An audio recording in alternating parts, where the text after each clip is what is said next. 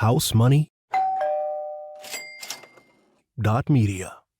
So it seems like you do most of your deals with other people's money. We do all of all of them. Like, I mean, we've had to find money. Like, I've definitely had times where it's like, hey, you gotta find $20,000 and you need to find it by Friday and it's already Wednesday. And that happens. I think just like having a network of humans is probably the most important thing in real estate. Like, if you want to get far, you have to have a network of humans. That amazing clip is a peek of what's to come in today's amazing episode when I sit down with Tanya Rooney, a real estate investor in Minneapolis who has mastered the art of creative financing, also known as investing in deals with other people's money. I also teach this in the Broke Method to Real Estate Investing, a course available at realestateMaxi.com. Actually, I loved this episode so much with Tanya, I invited her back to record a deep dive to learn a little bit more just for the Broke Method class. So you can get that deep dive within the Broke Method course. That's just like a bonus, like an extra slice of German chocolate cake served up right for you within the class because Tanya is transforming her life using these creative strategies. So let's get to it.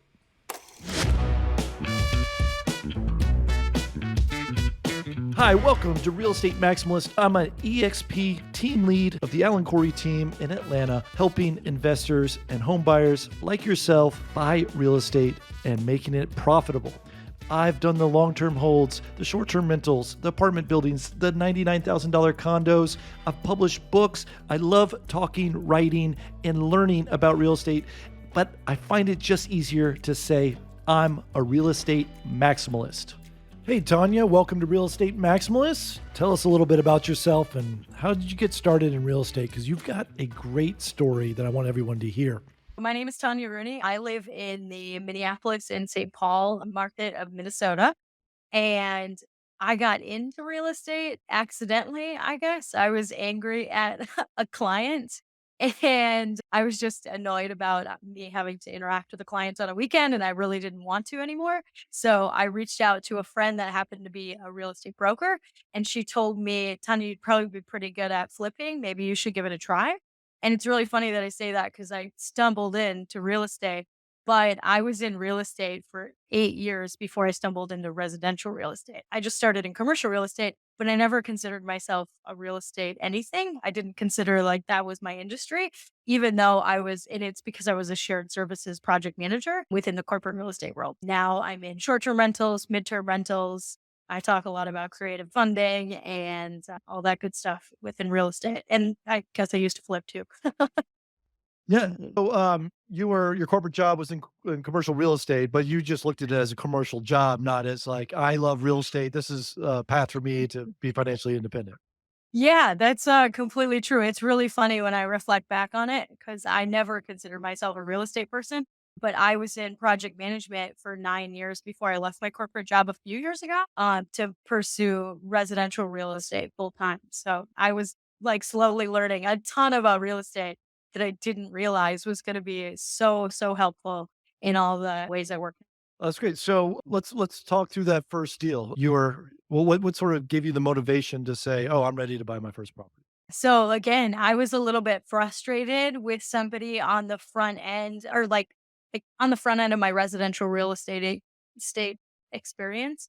I started talking to a gal that I went to the gym with. She's now a broker who has a full on real estate brokerage. I started talking to her and just told her I was really frustrated and that I think I needed to change something. So she recommended, hey, what about flipping? What does that like look like for you? Could you be good in that? I think you'd be good in it. So I started listening to Bigger Pockets, just like most people's origin stories, at least I feel like, and started listening to podcasts like a crazy person. And then I bought a house about 3 months later, and we got something under contract. We did our first flip. It went good. We actually made money, which was really neat, and we learned a ton. Like we probably did 50 or 60% of the work ourselves, which was super valuable. Like I don't think that's everybody's path, but it worked in our path because then I realized what things were worth on the next project. Like I knew I never wanted to hang drywall ever again in my whole entire life because I wanted to stay married. And by being able to like have those lessons and know, I knew that it was worth a certain amount of money on our next flip. Yeah, the lessons were pretty great on that too. And why did this realtor think that you would be good specifically for flipping? She knew that I was working at CBRE and that happens to be really real estate focused. So she knew like I talked about project management all the time because I really, really enjoyed it. And then I'm really social. So that helps finding contractors and networking with people. That honestly has helped a lot in everything I've done. So I was networking with this real estate agent that I didn't know. So I think it was just my outgoing personality and I'm a doer. If I say I'm going to try something out, I literally will just jump in and try it out. I might fail, I might succeed. The likelihood is I would have a really good set of experience afterwards. So walk me through this first property, this first flip. Was it, the condition of it, Yeah. the single family, price point? Yeah. So we had this house on the market. So we saw this house that was on the MLS. It was on the MLS for quite a while at that point. Like this was probably in about 2018 ish. It was on the market for maybe 140. I think we got under the contract for probably 130 ish. And then when we closed, we actually closed for 115. So it didn't appraise for what it needed to. And the people wanted to get rid of it. So they just came down all the way down to our price. So we got quite a bit off of the MLS, price. And then it was in pretty rough shape. Like we didn't have to take down any walls, but we did have to redo a lot of things. It was an older house. It was probably early 1900s house. So it means a lot of plaster and lath, which was a little frustrating. So we had to do like we redid the bathroom. It's funny, there was a drop ceiling in the kitchen. So right when you walk in, there was a kitchen in like a little area or like a sitting area. And the first time we were in the house, we started removing tiles to figure out what was above the drop ceiling. And there was a bucket literally like wired to the rafters. It was like, what the heck is in this bucket? And I'm really, really short. I'm only 5 feet tall. My husband's a little bit taller than me, but he had to get up on a ladder and he's like looking at this bucket. And we found out the bucket was full of water. Like the whole entire thing was full of water. And there really wasn't, you couldn't see that from, the drop ceiling or when that was in. And it was because the tub was above that area and the tub had just been leaking for years. So they literally just had a bucket up there and they would just empty the bucket sometimes. So we had a lot of work that we had to do, and we had figured out like we redid the bathroom, so that whole thing became new. We moved the shower, all of that stuff. The kitchen had like it needed some kind of cupboards and like a new layout, so we took care of that. We took down a partial piece of a wall, and then a lot of it was just like patching. There was so much patching because it was so old that plaster just was starting to crumble. So we had places all over the whole entire house that just had to be patched. It wasn't a ton of cleanup, so a lot of it was paint. We redid the floors, just things like that. Like a lot of it was cosmetic, and then we did the heavy lifts. Like the thing that I learned from my real estate agent. It's funny. She came through the house after we bought it, and I had post-it notes on every single door. And this is what we're doing in this room. This is what we're doing in this room. So she came around and she's like, Tanya, what's all these post-it notes? I explained it to her, and she's like, yeah, don't do a lot of this stuff. She's like, homeowners can do a lot of this stuff themselves. You want to do the heavy lifts. Like, they're not going to redo the floors. They're not going to like refinish the beautiful floors. They're not going to put new floors in. They're not going to redo the bathroom. Those are the kinds of things you as a flipper need to do. You don't need to do these tiny little minor things. And mainly, like, I know we really like to change out doorknobs. We like to change out light fixtures. I mean, I still change out light fixtures, but we don't have to do all of those because some of those lifts, like door handles, like a homeowner can come in and they can decide, oh, I really hate these door handles and they can change them out. So you can save little bits of money. So that partnership with that real estate agent on the front end was super helpful because she kind of led me to here. These are the kinds of things that are actually important. Don't spend like you're going to spend $40,000 either way. So why not spend it on the 40,000 that they would never spend it on? I agree with your realtor on that. So you bought this for 115. Sounds like you put 40 into it. I think we put about 30 or 40 into it. And then I think we made about 25 or something on it. I know we sold it for around 200 or a little over 200. It was Okay. exciting. It was money. Yeah. And then so you had that first success, obviously a lot of work. And did you go from there and say, I want to do more flips?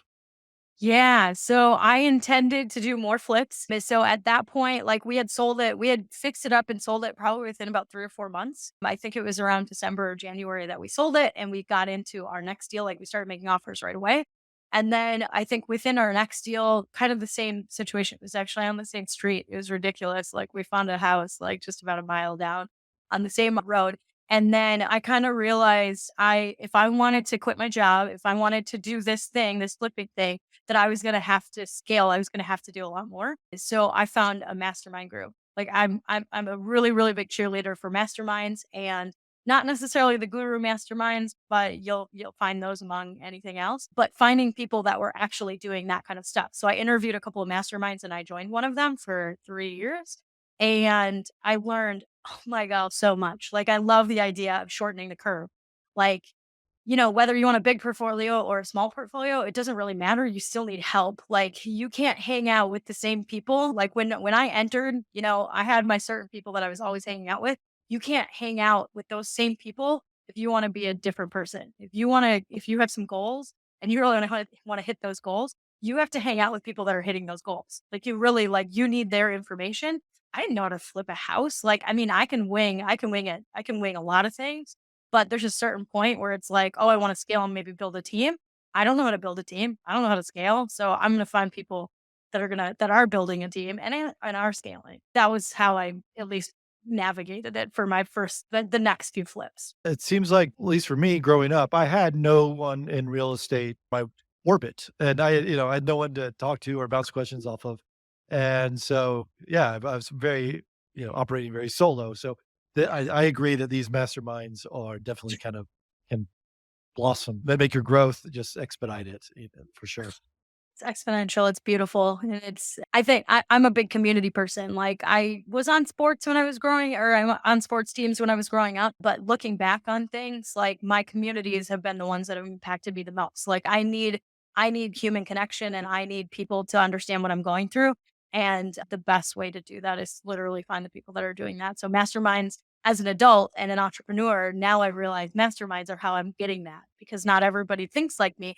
They might like flipping, and it's probably because of HGTV, but they don't understand flipping. So you need to go to the people that understand what you're going through. So I mean, and that's anywhere. Like I mean, long-term rentals, short-term rentals, midterm rentals, buying real estate, commercial real estate. I mean, being a property manager, like all of it, you need to have colleagues in some way, shape, or form. And masterminds are a really great way to get it. No, that's great. Are you still flipping today? No. And I feel really fortunate that I don't have to anymore. That was seriously something that it kind of grinded on me. It just doesn't seem like it's for me, which I am exponentially happier because of it. So how many flips did you do before you learned that? I think like 10 or 12. Like that's probably like there was a couple of wholesales in there. I honestly don't know those numbers anymore because it's been so long since I've even looked at them. But every short-term rental we've flipped in some way, shape, or form, or the midterm rentals. So I guess technically I'm still kind of flipping. I just don't do heavy flips anymore. So you're not flipping to sell. You're buying in a rundown place, renovating it to do a short-term and midterm rental. Yeah, that's pretty much where we've gone when it comes to real estate at this point, is just keeping as much as we can. And how many properties do you have right now? We have 4 short-term rentals, 1 midterm, and then one out of those 4 kinda turns into a midterm rental. I mean, technically, they're all short and midterm.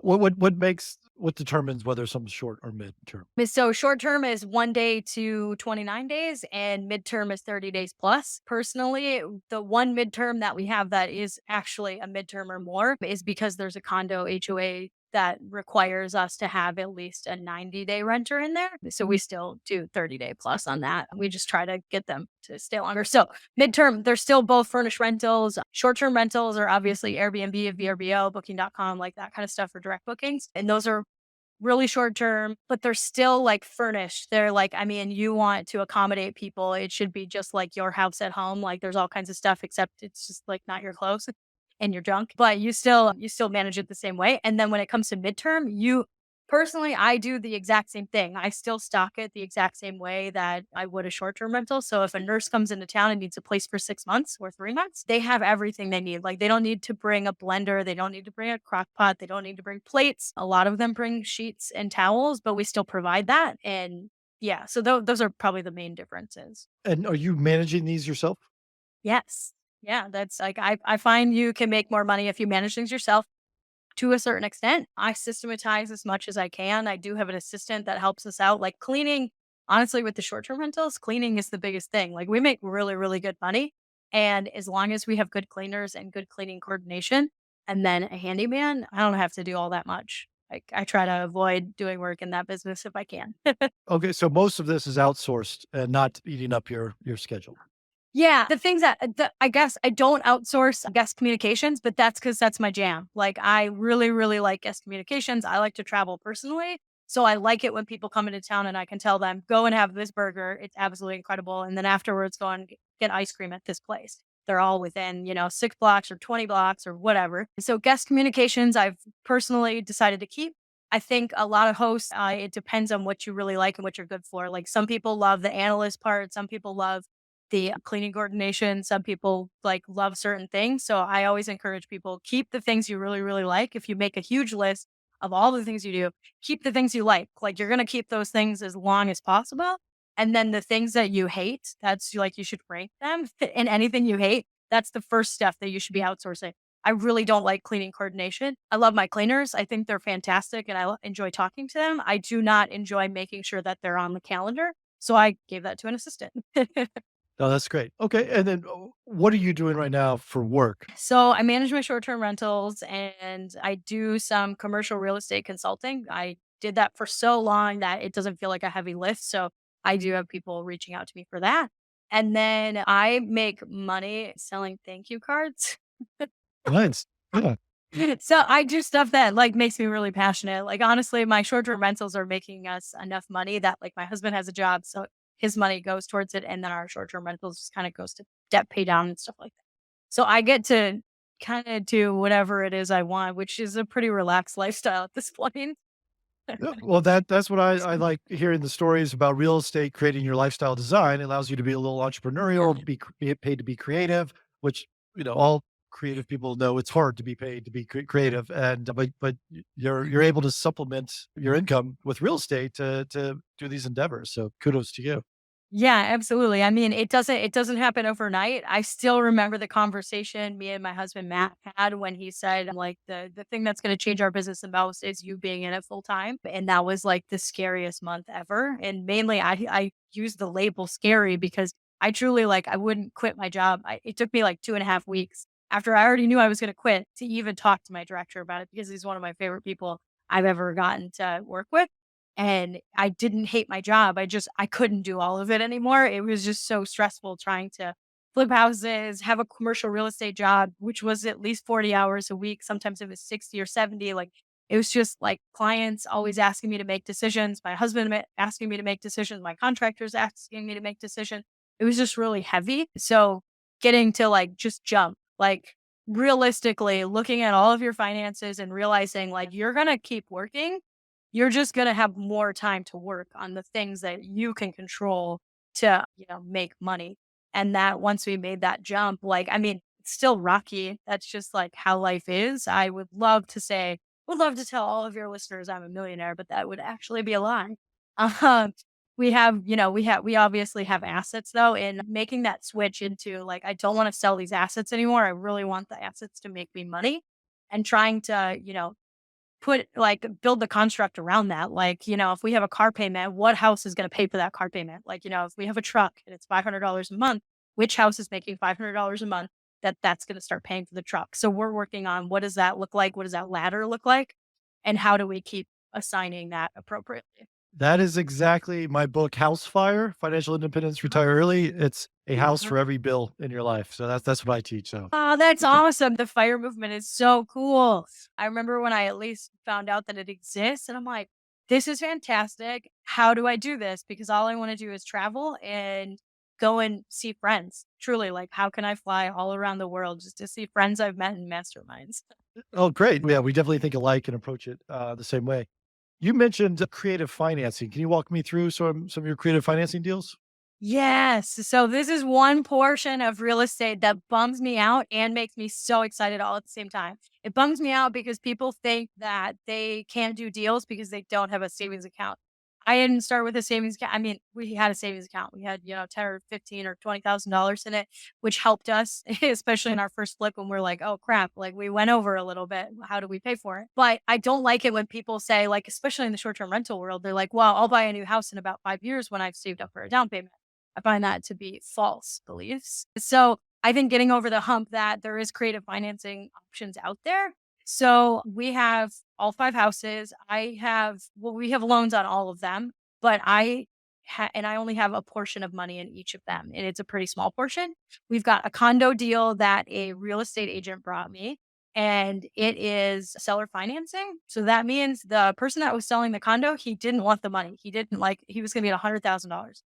He didn't want the $100,000. He didn't actually wanna pay taxes on the $100,000. So, we did a seller carryback. So, that means that we closed on it, it's still mine, but he just has he's my bank on it. So, he gave me I had to bring maybe 10,000 or $15,000 to the table, and then he carried the $85,000. So, I pay him every single month a small interest or like a small I actually pay principal and interest, and the interest is like maybe 4 or 5%. It's pretty small. So finding that money, and then I actually attach someone else's money to it as well. So I have another person who has a self-direct IRA or 401k. I'll apologize, I don't know which one. And they lent me money so that I could flip it, so that I could put the down payment down. So I pay them monthly as well. And so I'm into that $0. We try to keep our own money available for, oh, what are we gonna do now? Which totally come up. Or like if we can't make enough money that month or something. So that specific deal is a condo, there's a seller carryback, there's a 401k on it, and then we short midterm rental it, and we still make about $1,000 a month in profits, like after paying everybody all of that stuff. Every single house that we have some kind of money, like a bigger loan on it. I happen to have a bank in Minnesota that's so jamming. They do flip money for like 5 or 6%. They're still 20% down, but we typically find private money for any of the 20% downs. Sometimes we'll get money from the bank for the flip itself, or we'll use private money. So raising private money is really, really important if you're going to be in real estate, especially if you want to have a portfolio of only 5 or 10. I mean, even 5 or 10 deals. Like, you don't necessarily have to have the $100,000 or the $20,000 for every down payment. So raising private money, there's a book that I recommend. It's by Susan Lasser Lyons, and it's called Getting the Money. And that just teaches you how to ask people for money. So we raise private funds, we put those on houses, and then that doesn't stop us, I guess, is what it really means. The last deal that we did private money on was pretty cool. So it's an MLS deal. I'm pretty good. I don't mind shopping on the MLS. I think a lot of people, like flippers especially, don't shop on the MLS, and I think it's a mistake. And now the climate we're going into, obviously there's going to be more of that happening. Things are sitting for longer, so you can get better deals. So I have found a house that it had been sitting for 4 or 5 months, and oh man, I really wanted it. It was so beautiful. It was in the neighborhood that I really love. It's really big. It's a 6-bedroom, 4 bath. Those are my favorite short-term rentals to do because personally, I like to have girls' weekends. I like to have retreats, things like that. So I need a place for all those people to gather. So if I have 16 people, that means I need to have a 16-person house. So I found this house and I was just like, oh man, this thing is so beautiful. But I just kept getting emailed like every few weeks on it that it was still available. So we made an offer. We got like 10 grand off, like even during the busy, I mean, we bought this last spring. So prices were still pretty crazy, but we got a discount on it. And then I didn't have $160,000 for the down payment, for the rehab, and for the furniture because it cost us about $40,000 just to furnish it. So we went into that knowing that we were going to have to bring in a partner, and what does that kind of look like? So we raised private funds. I had one person, and it's funny because I send text messages out and I'll say things, to friends or family or colleagues or peers and say like, "Hey, do you know anybody that's got money that's sitting around that might want to put it in real estate?" You don't ever ask for money, you ask for advice. Essentially, you're asking, do you know anybody? If somebody says, hey, that's me, that's cool. If they don't, they're going to think of somebody else. So that's probably been the most successful line I've had is like, do you know anybody that has money sitting around that might want to put it in real estate? And then you start having conversations of what is that person's goal with their money? Like what kind of money do they need on it? Some people, they just want their interest rate doubled. And guess what? If it's in a savings account, it's not even getting 1%. And you could double it at 2%. And I don't know anybody that wouldn't love 2% money. So I think it's just asking the questions and actually telling people what you're doing and what you need. It's really surprising because a lot of us as real estate investors, we don't actually tell people we're real estate investors. Like it's just some shameful thing, which is absolutely ridiculous because if you want to become financially free, the likelihood is you're going to have something to do with real estate. Like there's just it's really hard to get around that. So it's telling people people now know they can reach out to me about short-term rentals, flipping, even though I don't flip anymore. People still I get deals every single week sent to me on my text message or on my phone. just of people saying, here, are you interested in this deal? And then I try to tell them, hey, I'm not, but maybe Joe is, or maybe Glenn is, or maybe Amy is. So I'm constantly doing things like that. But I think it's just important to realize that like you're a real estate investor, you're no longer a nurse, you're no longer a project manager, you're no longer a contractor. You need to start telling people this is what I do and don't be ashamed of it and be really forward about it and then watch like magical things happen because people will start realizing, oh, like Tanya does real estate. She posts about it sometimes because people make money on their money by giving it to her. I don't know what that looks like, and then you just tell them about it. So I think communicating to people that you're looking for money, like this specific deal that I was talking about, it's in McAllister Groveland, which is a beautiful neighborhood in St. Paul.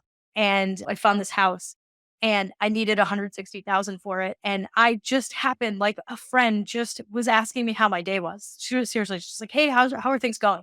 I haven't talked to you in a little while. And I said, here, here, and here, like told her some of the details. And then I said, and if I'm actually looking for money for a deal, we're doing a short-term rental and we need down payment money and stuff like that. So if you know anybody, I'm looking for $160,000.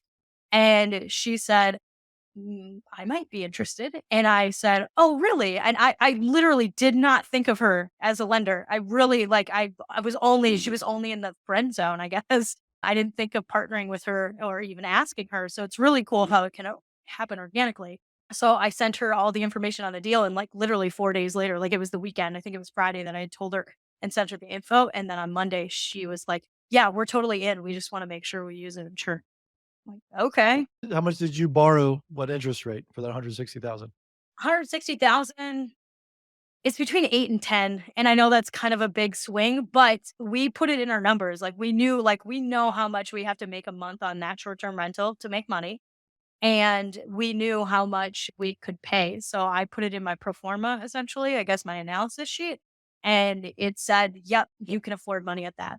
I will not like, I'm looking for cash flow right now. I'm not necessarily looking for, depreciation and appreciation. I'm looking for cash flow personally this stage in our life. Is that a 30-year note that you get? That one's actually interest only. Like I'll chunk pay down some of the certain pieces of it. So it's interest only. We pay it every single month, and then it's a 3-year balloon. So at 3 years, we'll decide like we did we have no idea what the climate's gonna be like in 3 years. My intent has always been, like, we're gonna redo the kitchen, we're gonna redo a couple of things, and we'll be able to push the value up enough that we could refinance them out.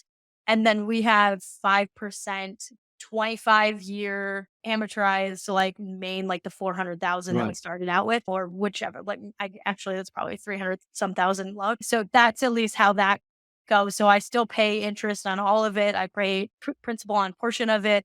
And then we intend to refinance them out or maybe they'll extend. I mean, to me, I'm just looking for the cash flow. So if I just have to extend it or if I just have to switch people's money, I've done stuff like that where it's like, oh, this person needs their $40,000 back. So I find somebody else that wants to put $40,000 and I, interest is just part of the game. Like I know I have to pay interest. I'm completely fine with it because I still make the money that I'm looking for. This is amazing. So it seems like you do most of your deals with other people's money. We do all of all of them. Like, I mean, we've had to find money. Like, I've definitely had times where it's like, "Hey, you gotta find $20,000 and you need to find it by Friday and it's already Wednesday." And that happens. I think just like having a network of humans is probably the most important thing in real estate. Like, if you want to get far, you have to have a network of humans. One time I was buying this flip and it was off market and it was such a sweet deal.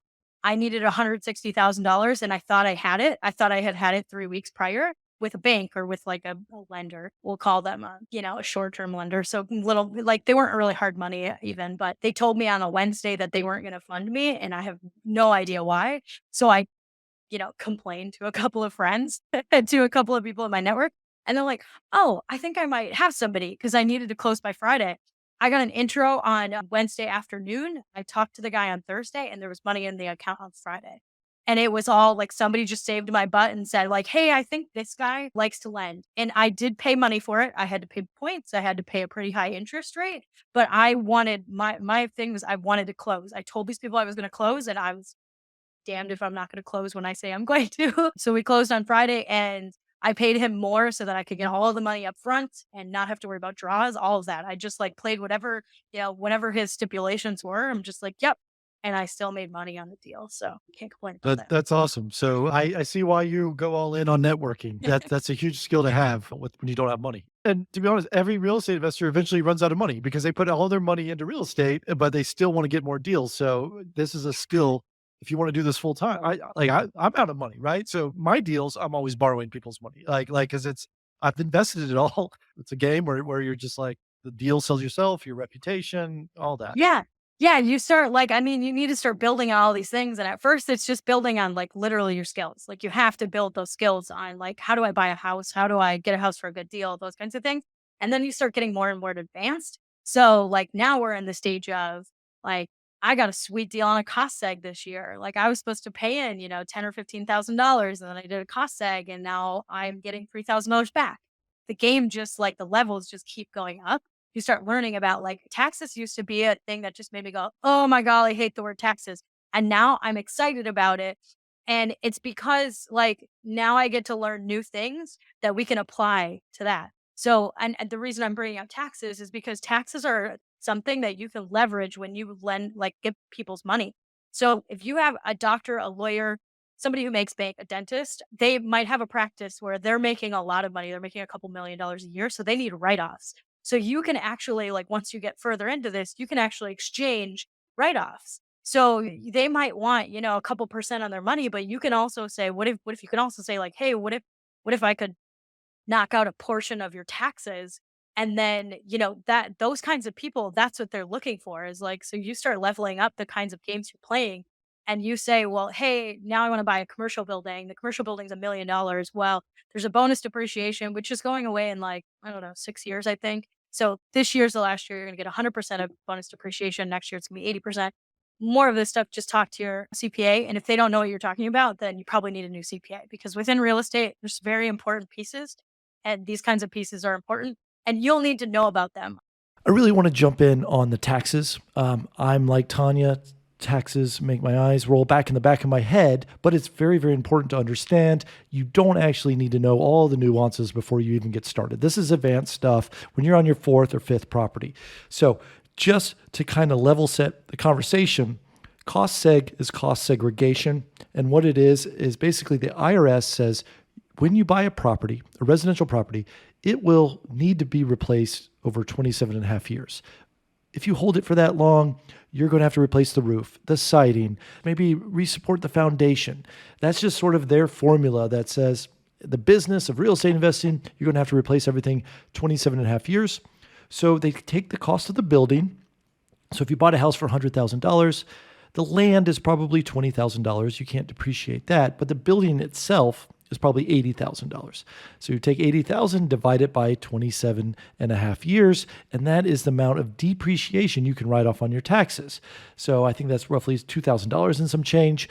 Then that means if you made $2,000 of cash flow, but you have a depreciation of $2,000 on your tax returns, it looks like you made no money because you wrote off $2,000 and you made $2,000. And so obviously, if you're not making money, you don't have to pay taxes on it. Cost segregation is just an advanced strategy of that. Instead of saying take $2,000 every single year, you can actually do advanced bonus depreciation and say, I'm going to take $10,000 in my first year or $20,000 in my second year. You can kind of lump several years together to get a massive tax break all at once. And this is how the really rich people with really big portfolios, the big celebrities, can avoid paying taxes, even though they make a lot of money. They use these really creative strategies that you don't need to know on your first four properties. But it's good to know that when you're ready for that next level, that these strategies are out there for you to take advantage of. I didn't care about cost seg until I realized how much it could save me. Like this has happened a couple of years in a row where we've gotten money back, whereas we should have had to pay. So just knowing some of these things, like you can leverage these kinds of things in deals. So you buy a commercial property and maybe you want someone else to take the depreciation because you don't need it personally. You just want the cash flow. Well, you can trade that off. Like you can make master leases or you can do like different things with paperwork just to say like, hey, they're going to get this write off because maybe they don't want any money. They actually just want to, have write-offs. So I feel like that's the game that you're playing is you're just leveling up at certain points. So getting a really good base of like how to flip, how to buy a house, how to renovate a house, whatever it is, or how to just buy a rental. And then it's, okay, now how do I property manage, project manage, whatever. And then it's, okay, now I have to care about taxes, and now I have to care about creative funding and raising money. I mean, all of these things are components in real estate because real estate is so diverse. There's just different options to do all of this. So it's just learning things consistently and then building your network. Most important thing. Let's forget this overwhelming tax strategy stuff. Like if this is sort of like freezing, putting the brakes on you, let's get back to the basics, which is networking, ongoing outreach. That's the O in the My Broke method. You constantly got to be talking to people. What do you want? What are you looking for? Are you looking for tax breaks? Are you looking to lend money? Do you have a deal? This is what Tanya has mastered, this and more. And that is all that's super, super important right now at this stage. If you're new, you're looking to buy your first property, you don't have any money to invest in property, just focus on the networking aspect. And so I asked Tanya, give me a little bit more information for those people who need that beginner networking push. Where do they start? I think going to the in-person events is really, really important. And it's important because you don't know who you need to meet. You're going to go to an in-person event and be like, okay, here's the schedule of the event. These are the things I want to learn about. This is what I'm going to come up with this event. Or like, I'm going to leave this event and this is what I have. You don't know the other things that the universe or God or whoever the heck, whatever higher power you believe in, you don't know what their plans are for you. So you might go to that event thinking that you're going to get like all these strategies, but you're going to meet 2 or 3 people. Like you should always go to an event and try to meet 2 or 3 people and make friends with them. Like you guys are already speaking the same language. It's the reason you're at the same event. Like it's either a short-term rental event, it's a flipping event, mastermind event, or a mindset event. I don't care what it is, but you guys already have like this shared experience that you really like. So ensuring that you talk to those people and then follow up with them, like write a couple of things down about that person. Are they married? Do they have kids? What's their one thing that like everyone always mentions one thing. Write that down and then follow up with them because now you essentially have a new friend. Whether you're an introvert or extrovert, it doesn't matter. You could send a text message, you could send a Facebook message, whatever it is, and then just try to keep in touch with those people. Like you can use your phone to make you keep in touch with these people. So like I have one guy, I don't talk to him very often, a couple of times a year. When I do, it's absolutely fantastic. So I just have a note on my calendar to reach out to Doug every 4 months, 5 months, 6 months, because we always have a good conversation. And then it's a good connection to have. So when it comes to in-person events, like the reason that I'm such a big cheerleader for them is because you need to meet a couple of people you didn't know and you don't even know what you're going to get out of that. Like that $160,000 that I got from creative financing was because of a connection I made at a mastermind event. I had no intentions of asking her for money ever, or asking for anybody for money. So I think it's the networking piece that is really, really important that we need to, understand. Like it's people that help you. And even in your flipping business, like those contractors are the ones who are helping you. And your real estate agent is the one who's helping you. Your lenders are the people that are helping you. Like you need these connections so that you can get things accomplished. Like we don't do anything alone. Like we weren't raised alone. We had teachers, we had coaches, we had parents, we had grandparents. So build your community around you. That's going to help you, especially when it comes to creative funding, because you have a conversation with someone, you're like, holy crap, this person just Yeah. blew my Yeah. mind. There's one comment. Yeah. How can people who want to want to network with you, want them to reach Yeah. out? So you can find me on Instagram, Tanya Rooney MN, and my name is spelled with an A. So it's TanyaRoneymn. And so you can find me on Instagram. I have a link tree in there that has tanyarooney.com.